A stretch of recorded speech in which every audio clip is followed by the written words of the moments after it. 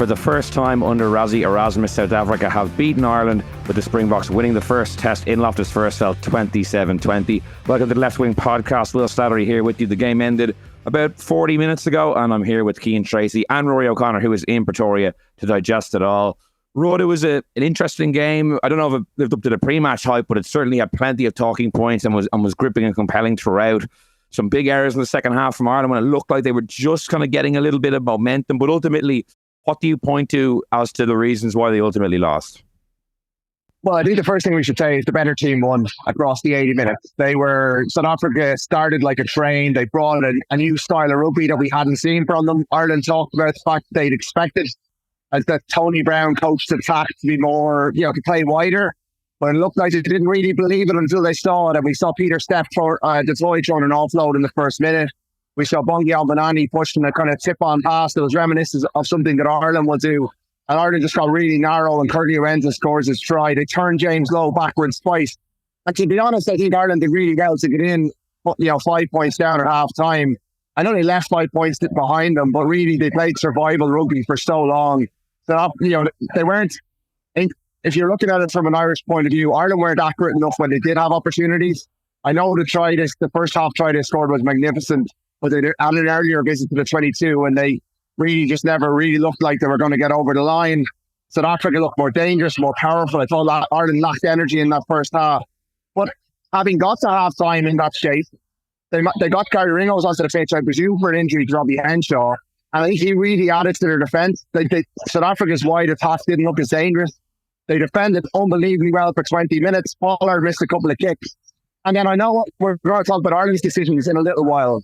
But James Lowe scores a try to level the game. I don't know how the referee and the TMO spot an Irish offence at a breakdown. It's one of those breakdowns where you could have picked, it was lucky dip. There was Irish offences, there was South African offences.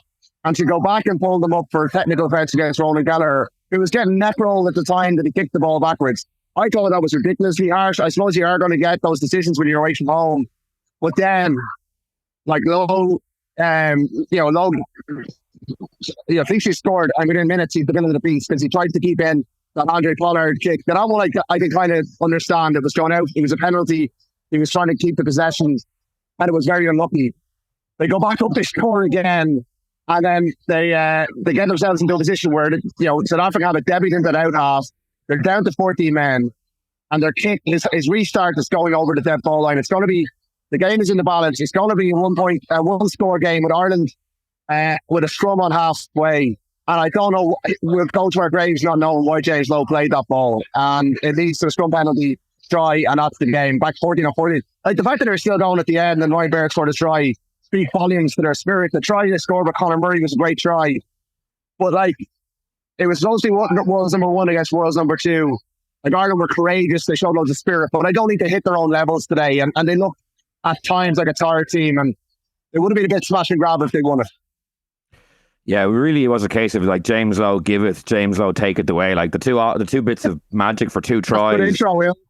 Thank you. Yeah, you can take that if you want. 2 bits of magic, staying in the fight on the left wing in the first half and getting that offload, popping it off to Ryan Baird, to keep the game in the balance. But as you mentioned, 2 very costly errors. And I agree with you. The first one is unlucky. The second one is just a bad mistake. Yeah. And what was disappointing, Rod, I thought, was in the first half in particular, some of the penalties Ireland gave away. Like, if Andre Pollard, ironically, we always praise his kicking in at the World Cup, it was what got him over the line. If he was kind of his usual self, the game probably would have gotten away from Ireland a little earlier. Like Joe McCarthy not rolling away, Andrew Porter just having 2 really dumb penalties that were costly, and the accuracy issue as well. Like, the discipline, I thought, gave South Africa a lot of ins. I think a lot of the issues that we've seen from the provinces over the last couple of months, Ireland's kind of thought, or they spoke in the week about how, you get into this camp, it's you go up a level. I don't think really, I think we saw a continuation of some of the errors that we saw from the provinces. I thought the attacking game was quite blunt at times. I know they scored 3 really good tries. Like the Ryan Baird attack is probably their best phase attack of the game when they're pushing passes wide against a tired 14-man defence. But there were 14 men themselves at that stage. So, I mean, look, they're up against the best team in the world. And I know there's been loads of talk about best team in the world, second best team in the world. South Africa are outstanding. And some of their play in that first half was superb. Like, they were really up for it. Like, I think only Jackie Lawrence Eddie did Ireland any favours because Steve Lacey played like a man possessed. David Lende goes through Peter O'Mahony. Just, it is 13 months into a season. It's not an excuse necessarily, but the energy the Irish team brought to Loftus wasn't where it should have been.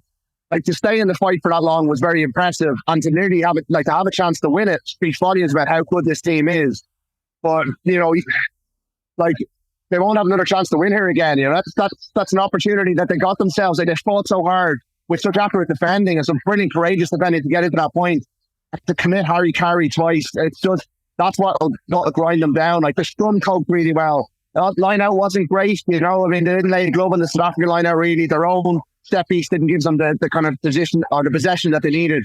They'll have huge regrets, I think. They hold themselves to high standards, and I don't think they'll be thinking they were losers today. There's no moral defeats for this team, moral victories. I think they'll be really disappointed that they didn't get to their own levels, even though, they made South Africa work for it really, really hard. I think a lesser team, the Springboks, would have won by a lot more today.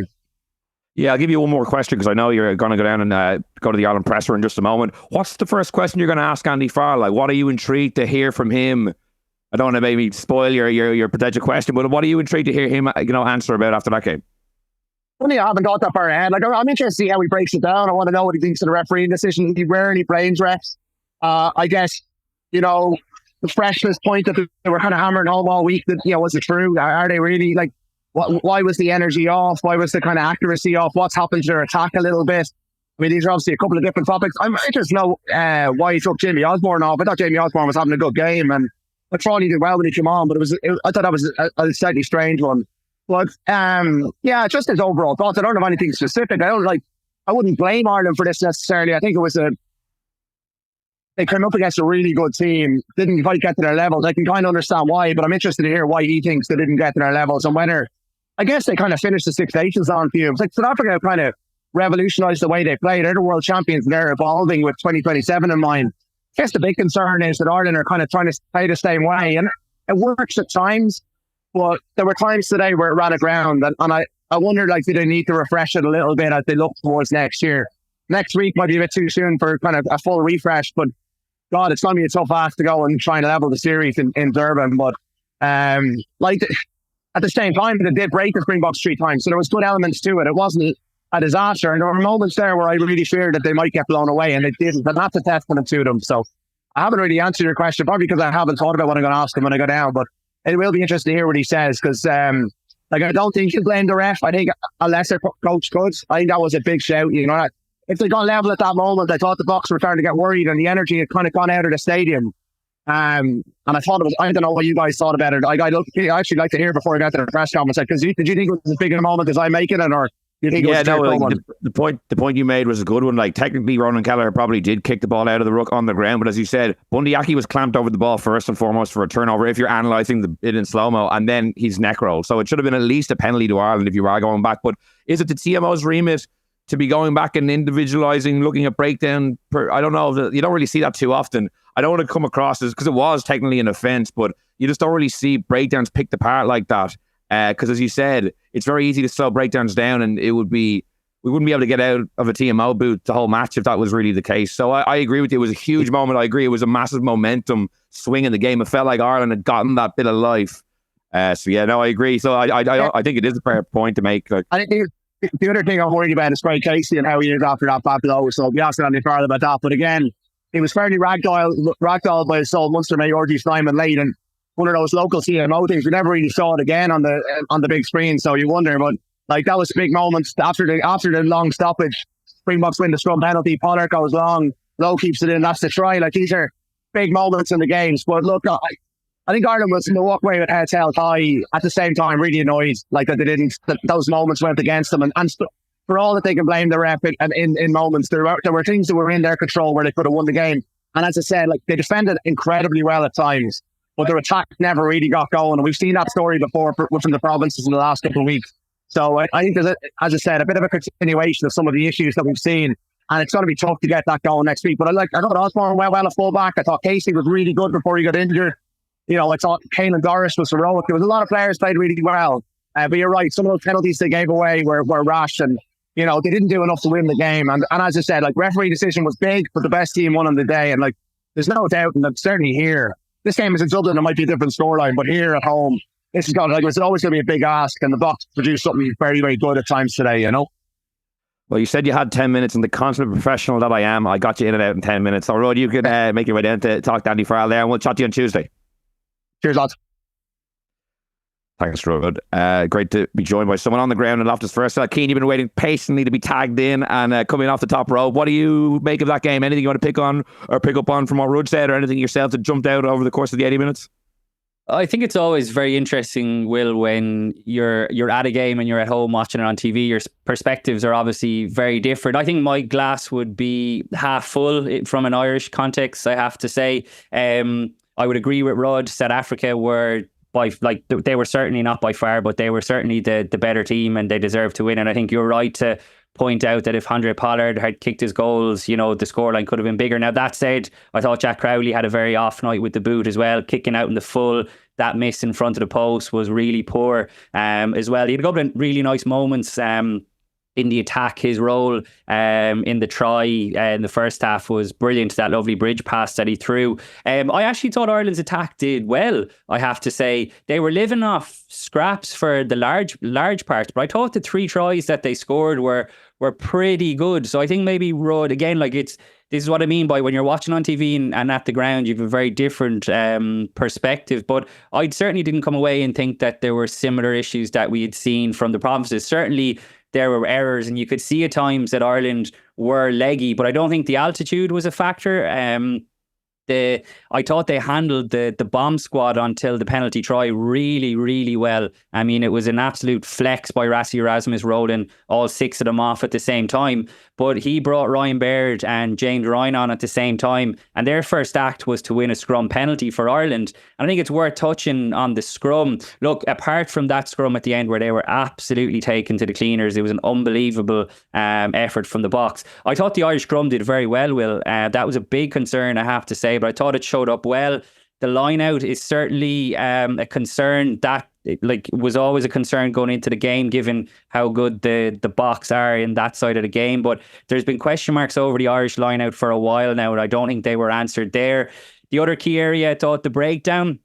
Again, look, there were errors there we can touch on. I'll give you my take on the Keller incident in a second. But again, I thought Ireland were pretty savvy around the breakdown. I thought they gave as good as they got. I thought Josh van der Fleer had a super game. Brilliant really game. I thought it was the best game in a while. Yeah, absolutely brilliant game. A lot of the unglamorous stuff, but some of the things he did were brilliant. I thought Tyke Byrne in a similar boat was just really kind of nuggety around the breakdown. Bundyaki had a couple of big moments, and Rudd touched on Caelan Doris there. I thought it was a big performance from him as well. So you put all that into the mix. You take Craig Casey, who I thought was having a brilliant game, I have to say, up to that point. Not just a kind of performance that you're coming in plugging the hole. I thought he added plenty to that game. Yeah, best game of his career, I would say, given the stakes, and obviously filling in for James at Gibson Park. He had that brilliant kick just before he got injured, the 50-22. He was brimming with confidence. I just thought the tempo was really good. I thought his pass was pretty crisp.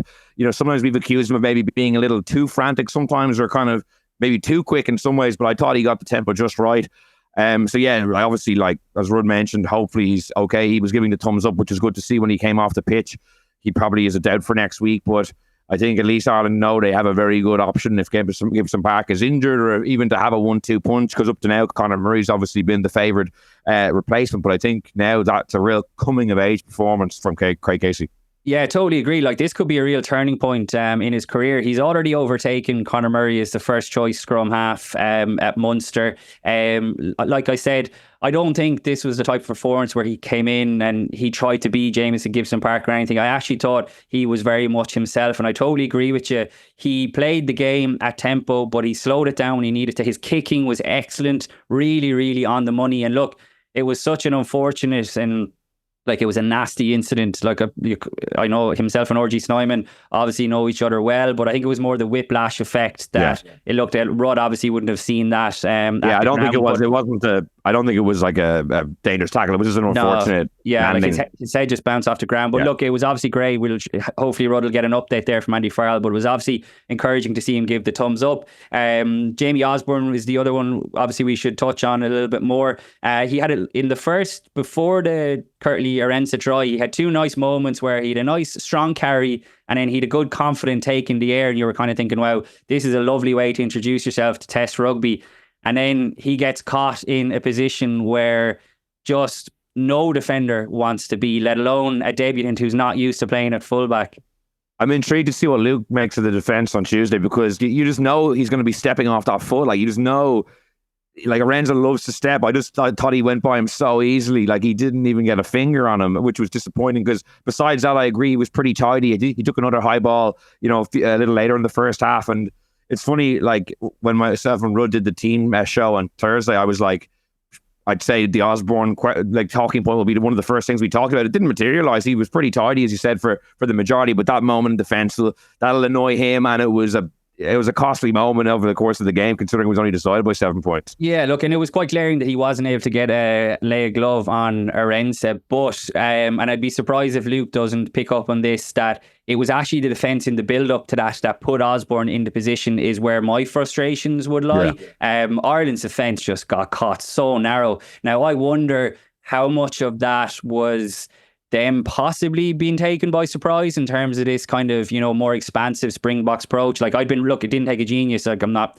praising myself, but I've been writing about it during the week in terms of Tony Brown coming in, and he spoke about it earlier in the week in terms of giving the players more license to play. And look, you look at Chelsea Colby and Curtly Arensa, two of, if not the two, best pair of wingers in the world. And it was always going to be my concern going into the game. I thought that Irish starting backline lacked pace, if I'm being honest, and we saw it on a few occasions. There was another occasion in the second half where Peter Steff runs down the right and links brilliantly with Colby, and Tyke Byrne ends up forcing a knock on. That was like, Ireland were living very dangerously at times, but it was clear that they were looking to get after them on the edges. And because that happened so early on, I think Ireland got caught cold, because look, Ireland's defence has been pretty good, like, over the last couple of years under Simon Easterby, but that's something we haven't really seen. And I wonder, were they just not maybe expecting them to go wide as quickly? So look, that's something that they'll have to address during the week, but that would be where my frustration would lie. I know, like, it's easy to sort of pick on Jamie Osborne, and once he's in that position, like, it's in no man's land, and he wasn't able to lay a glove. But it's in the build up to that, I'd be surprised if Andy Farrell and Simon Easterby don't put the focus on in terms of that try concession. Yeah, it was a lovely flying move, to be fair. The handling it's not something we really associate with the Springbok forwards in particular, but I thought Peter Steff Dutoy got around the pitch and had some lovely touches. Sia Khaleesi, as Rudd mentioned, like, I thought had a storming game. Like, it was a real return. Threw the lovely catch pass for Arensa. Yeah. Like, that's not a part of his game that we've really seen. And it was interesting yesterday in his pre-match press conference, he was kind of touching on, the Jackie Lawrence-Eddy comments were put to him, and he was saying that how almost he prefers playing in the South African style, which, traditionally we associate with Brunt, particularly with Khaleesi. It's the unglamorous kind of things, but I agree with you. Himself and Peter Steff looked like they were really enjoying that little bit of more freedom that they had out wide.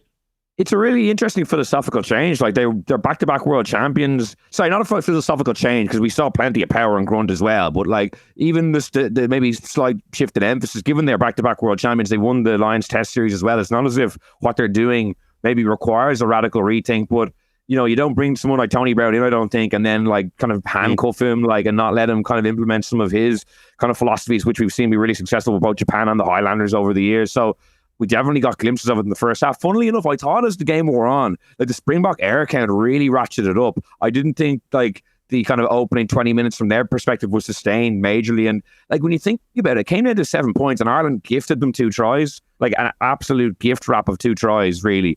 And Ireland had one disallowed quite contentiously. And yet I still feel that Ireland didn't play great and probably didn't deserve the victory. But when you unpack all the moments, I'm like, oh, it actually, in the second half, it was very much in the melting pot. Like, that's what will frustrate them. I don't think they did enough to win it, really. But at the same time, when you gift those 2 tries, it was a strange second half in particular. I feel like I'm kind of coming at it from a few different ways in my head. Yeah, and it's always hard, like, straight after the full-time whistle before you get a chance to watch it back and, like, actually pick through it. So, like, on Tuesday, if we're having this conversation, it could be very different, because, look, I'm sure the Boks, when they review it, we'll find loads of opportunities that they passed up as well. And look, that could be parts of, just getting used to the new attacking system. Like, you think back to Ireland's response to conceding that early try was actually very good. Joe McCarthy nearly scores a couple of minutes later. Peter O'Mahony's pop pass, not the most sympathetic pass, but like, if Joe McCarthy scores there, it could be a very different game. And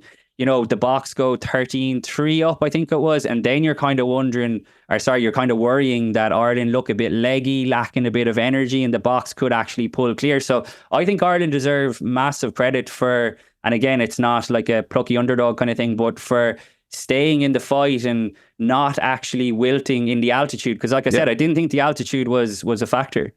No, I thought Ireland looked actually like they had more in the tank in the second half. And I thought the bench was a big factor in that. It's funny, like Rasmus Erasmus bringing all 6 guys. For me, that's just gimmicky, doing it all at the same time. Like, it's not as if they're all the same load management and they all need to come off at the same time. It's a mental thing, isn't it? It's a psychological... It is, yeah. It's one of those things that if Rudd was still on, he'd be like, oh, great thinking from the South Africans, because Rudd loves like their way of doing things. But when I look at that, I'm like, that's just very gimmicky to me. It does kind of create kind of a intimidation factor maybe, but I'm not sure if it makes sense to have them all. It's very disruptive to have all 6 players coming in at once, I would say. Obviously it works a lot of the time, but I'm not sure. I would argue that the scrum at the end, I suppose, now I know that doesn't necessarily mean that they were all brought on at the same time, but I thought that the Ireland's bench was pretty good. I thought James Ryan... I thought Ronan Kelleher had his best, kind of most impactful game in a long time. Like, we touched on him last Tuesday as someone who kind of needed a big performance to kind of, I said that like he kind of very much was a good bit behind Cian now, and he still is, but I thought he had a very good performance as well. Couple of line-out issues as well when he came on, which is blotting his copybook. Obviously, he gets the yellow card, the disallowed try. I agree with you. I was very... When you stack it all up, maybe he wasn't as good as I thought. I was very surprised that wasn't a Bundy Aki penalty, but once it's going on, and I agree, like there's a potential neck roll there as well, but he knew exactly what he was doing when he was on the ground, flicking the ball back. So look, I don't have too many complaints with it, and it's certainly, I don't think Andy Farrell, I'd be shocked if he in any way goes trying to blame a referee, because I actually thought Luke Pearce had a good game and contributed to what was a pretty entertaining spectacle. But look, it's just one of those things, and I think you make a very good point, Will. It's not the type of offence that we see called up all that often, because look, the dark arts at a breakdown, if you're going to call everything that, like, you'd be stopping the game the whole time. But it's an interesting sort of change for the TMO to call something like that. But I would say they felt like it was quite a blatant one, and that's why they did. So look, it was a huge moment, the turning point of the game, because I think if that try stands, Ireland are back level. It's a very different game. I'd imagine people in Loftus are getting nervy. The Boks are getting nervy. So yeah, look, I don't have too many complaints, I have to say. I thought it was fairly cynical, but it was probably one of those ones where you get it when you're at home, One thing I think I found interesting was Caelan Doris's relationship with Luke Pearce was awful in the second half when he took over the captaincy. He seemed to be like harassing him or haranguing him at every decision. There was actually a real good exchange at one stage on the ref mic. Luke Pearce was like, okay, if you ask me once, that's fair enough. If you ask me a second time, you're pushing your luck. If you're asking me 3 times, we have a problem. Like, because it seemed like every decision, Caelan Doris was kind of hectoring him.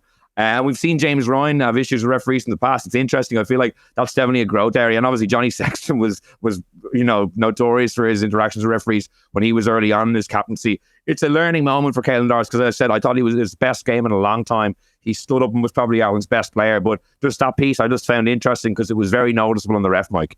Yeah, he spoke about this when he captained Leinster for the first time against Ulster last Christmas. I think it was on our New Year's Day, maybe. And, that he needed to kind of, learn how to talk to referees. But I think it's probably a very underrated skill, particularly for a forward, for a guy like Caelan Doris, who plays in the position that he does. I mean, when your head is buried in rocks and your heart rate is going through the roof, I'd say it's very difficult to bring yourself back down and have a cool, calm and collected. Now, this is obviously what all the best captains do, and it's something that Ireland are going to have to figure out if it is going to be Caelan Doris is going to be the next Irish captain. I think Peter O'Mahony tends to do it quite well.